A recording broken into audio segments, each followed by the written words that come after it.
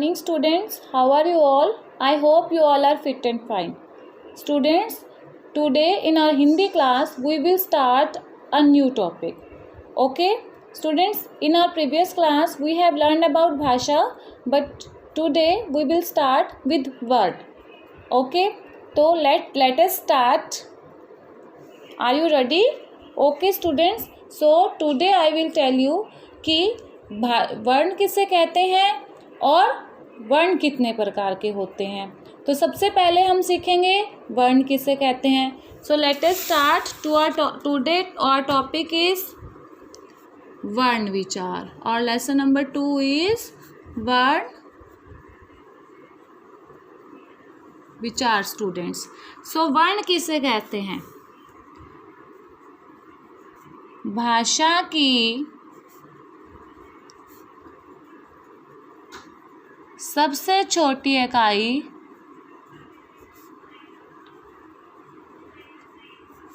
या ध्वनि जिसके टुकड़े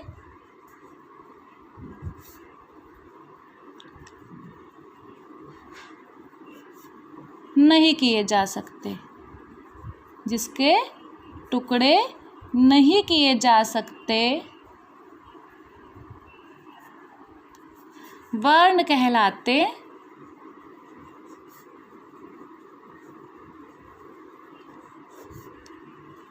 हैं।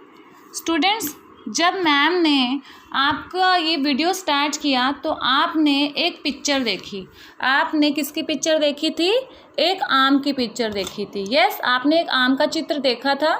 यस स्टूडेंट्स, सो ये आम है। जब मैम आम बोल रही हैं, मैंने जब आम बोला, क्या बोला? आम। तो हिंदी भाषा में मैंने यहाँ पे आम लिख दिया। ठीक है। मैम ने आपको इससे पहले बताया कि भाषा की सबसे छोटी इकाई या ध्वनि जिसके टुकड़े नहीं किए जा सकते वर्ण कहलाते हैं। बेटा मैम, अब ध्वनि किसे कहते हैं? सबसे पहली बात आती है कि हम ध्वनि किसे कहते हैं। बेटा ध्वनि जो है, जो भी बात हम बोलते हैं, बोलते समय हमारे मुंह से कुछ ना कुछ साउंड्स निकलती हैं। साउंड को हिंदी में हम ध्वनि कहते हैं। ओके, तो जिन्हें लिखने के लिए हिंदी भाषा में कुछ चिन्हों को निश्चित किया गया है। जैसे मैम ने बोला आम, तो आम मैंने जब लिखा तो हिंदी भाषा में मेरे मुंह से निकला आ म ओ। तो इन्हें लिखने के लिए मेरी जो मुंह से ध्वनि निकली, मैंने उसे लिखने के लिए कुछ चिन्ह यूज़ किए। मैंने आम लिखने के लिए कुछ चिन्ह यूज़ किए।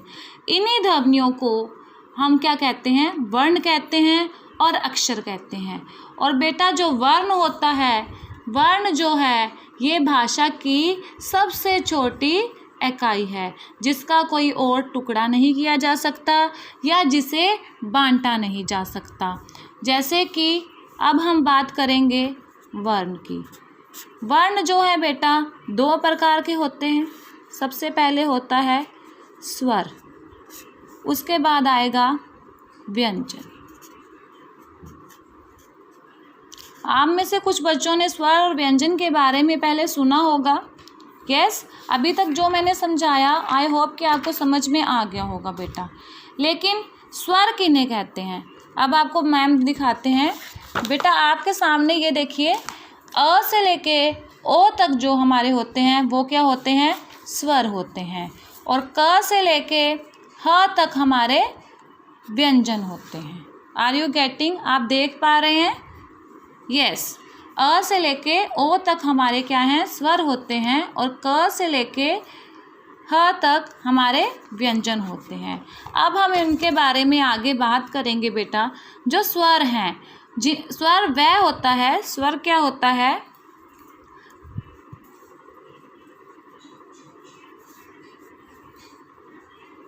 जिन्हें बोलने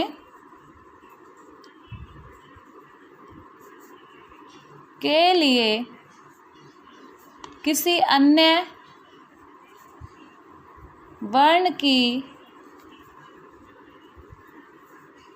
सहायता नहीं लेनी पड़ती। उन्हें हम क्या बोलेंगे? स्वर बोलेंगे। और हिंदी भाषा में कितने स्वर हैं? 11 यानी कि 11। और व्यंजन कितने होते हैं? 33। अब हमने बात करी स्वर के बारे में बेटा, जिन्हें बोलने के लिए किसी भी और वर्ण की ज़रूरत नहीं होती। जैसे कि मैंने आपको यहाँ पे दिखाया कि अ से लेके, कहाँ से लेके? अ से लेके ओ तक हमारे स्वर होते हैं मेन। ठीक है, देखिए मैम ने यहाँ पे आपको दिखाया कि अ से लेके ओ तक स्वर होते हैं। लेकिन जब जो आपको ये अंग और अह दिख रहा है, इनको हम अंग को बोलते हैं अनुस्वार, ओके, और इसको हम बोलते हैं विसर्ग। जो ये है अंग की बात कर रहे हैं, इसे हम बोलेंगे अनुस्वार। अनुस्वार क्या होता है? इसे बोलते समय नाक से ध्वनि निकलती है, जैसे कि घंटी। आप बोल के देखिए, नाक से आपकी ध्वनि निकलेगी। पंखा, पंखा, ओके। ऐसे ही हम बात करेंगे, इसे बोलते हैं विसर्ग। इसे बोलने के लिए हाँ ध्वनि का यूज होता है और इसे 2 बिंदुओं से दर्शाया जाता है, जैसे कि प्रातः, ह की बात आ रही है आवाज, पुनः आदि बेटा। ऐसे बहुत सारे और शब्द भी आपको मिल जाएंगे। तो स्टूडेंट्स, अभी हमने बात करी है स्वर के बारे में, जिन्हें बोलने के लिए किसी वर्ण की आवश्यकता नहीं होती, उनकी सहायता नहीं लेनी पड़ती। ओके स्टूडेंट्स, कितने स्वर हैं हिंदी भाषा में? 11 स्वर हैं और 33 व्यंजन है, यानी 33 जो है व्यंजन और 11 क्या है हमारे? स्वर और 33 व्यंजन। ओके, स्टूडेंट्स, अब हम बात करेंगे व्यंजन। जैसे कि आप अपनी स्क्रीन पे देख पा रहे हैं कि व्यंजन जो है क से लेके ह तक होते हैं, और उसके बाद हम बात करते हैं व्यंजन कहते किसको हैं। तो स्टूडेंट्स, जिन वर्णों को बोलने के लिए अन्य वर्णों की सहायता लेनी पड़ती है, उन्हें हम क्या कहते हैं? व्यंजन कहते हैं। किसे कहते हैं? जिन वर्णों को बोलने के लिए अन्य वर्णों की सहायता लेनी पड़ती है, उन्हें हम क्या बोलेंगे बेटा? उन्हें हम व्यंजन बोलेंगे। और सभी व्यंजन, जितने भी व्यंजन हैं, उनको बोलते समय अ स्वर की सहायता लेनी पड़ती है, अ का प्रयोग किया जाता है। कैसे? अब आपके मन में ये क्वेश्चन आ रहा होगा कि मैम कैसे? जब भी हम बोलते हैं, अगर हम अ का प्रयोग नहीं करेंगे तो हम, जैसे कि हमने लिखना है क, जब हमने क लिखा तो इसमें ऑटोमेटिक अ है, अ का प्रयोग हो चुका है। जिसे अगर हम क को ऐसे लिख रहे हैं, इट मीन्स इसका मीनिंग क्या है? जब हम इसका विच्छेद करते हैं, मेन इसको ऐसे लिख सकते हैं, क के नीचे ऐसे एक लाइन देखो, उसके बाद जमा अ। अगर हम क के साथ अ का प्रयोग नहीं करते तो क ऐसे लिखा जाता है। इसके नीचे ये जो छोटी सी लाइन है बेटा, इसे हलंत कहा जाता है। हिंदी भाषा में इसे क्या कहा जाता है? हलंत कहा जाता है। जब भी कोई व्यंजन हम लिखते हैं, यदि उसमें हम अ को नहीं जोड़ते तो उसके नीचे हम हलंत लगाते हैं। अगर हमने सिंपल लिखा हुआ है, इट मीन्स कि उसमें जो है ऑटोमेटिक हमारा अ है। It is clear? जैसे मैंने लिखा च, तो च भी कैसे लिखेंगे? अगर च ऐसे लिखा है, इसका क्या मीनिंग है? च के नीचे हलंत अ। It is clear to you? Okay students, बेटा अब कुछ व्यंजन ऐसे होते हैं जो संयुक्त होते हैं। संयुक्त व्यंजन कौन से होते हैं? जैसे कि श, त्र, ज्ञ और श्र। ऐसे इन व्यंजनों को हम बोलेंगे संयुक्त व्यंजन, जो कि 2 व्यंजनों से मिलकर बनते हैं। It is clear to you? श जो है हमारा, ये बनेगा क जमा श, त्र बनता है हमारा त के नीचे हलंत जमा र, ज्ञ जो है हमारा ज के नीचे हलंत और न, और श्र जो है हमारा स के नीचे र, जैसे कि श्रमिक, ज्ञानी, त्रिशूल और कक्षा। It is clear? So students, इसके अलावा हमने दो ये अक्षर भी देखे थे इसमें, इनको हम बोलते हैं विशेष व्यंजन, जैसे कि आप ड़ और अड़, इनको विशेष व्यंजन कहा जाता है।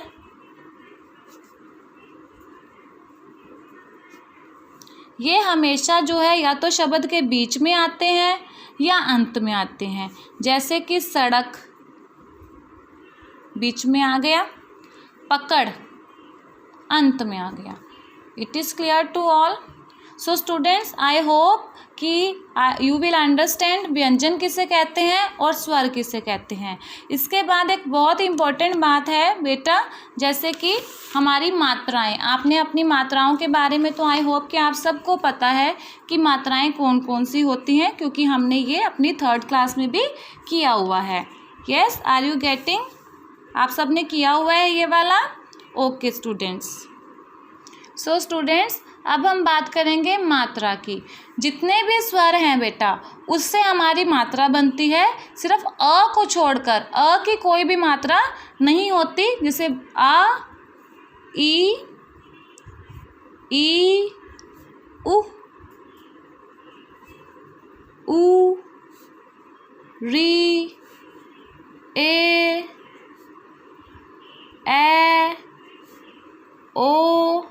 ओ की मात्रा ऐसे हो जाएगी बेटा, और बड़े ओ की मात्रा करते हैं ना। इन्हीं से हम शब्द बना लेते हैं, जैसे कि आम, किरण, दीन। It is clear? उड़ना,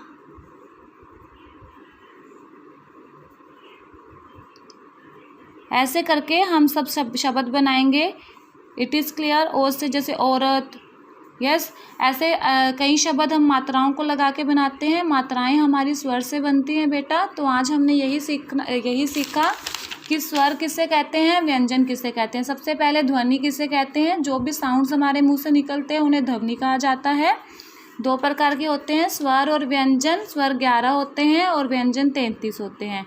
स्वर जो होते हैं उन्हीं से हमारी मात्राएं बनती हैं। स्वर जो होते हैं उनको बोलने के लिए हमें किसी भी वर्ण की सहायता नहीं लेनी पड़ती है, लेकिन व्यंजन में हमें सहायता लेनी पड़ती है अन्य वर्णों की। कौन से वर्ण की सहायता लेनी पड़ती है? मोस्टली हमें अ की सहायता लेनी पड़ती है। और वर्ण किसे कहा जाता है? भाषा की सबसे छोटी इकाई या ध्वनि जिसके टुकड़े नहीं किए जा सकते। I hope students you will understand this topic. If you have any query, any doubt, please tell me, and after this video I will send you a worksheet. You have to complete it. Thank you. Stay at home. Have a nice day.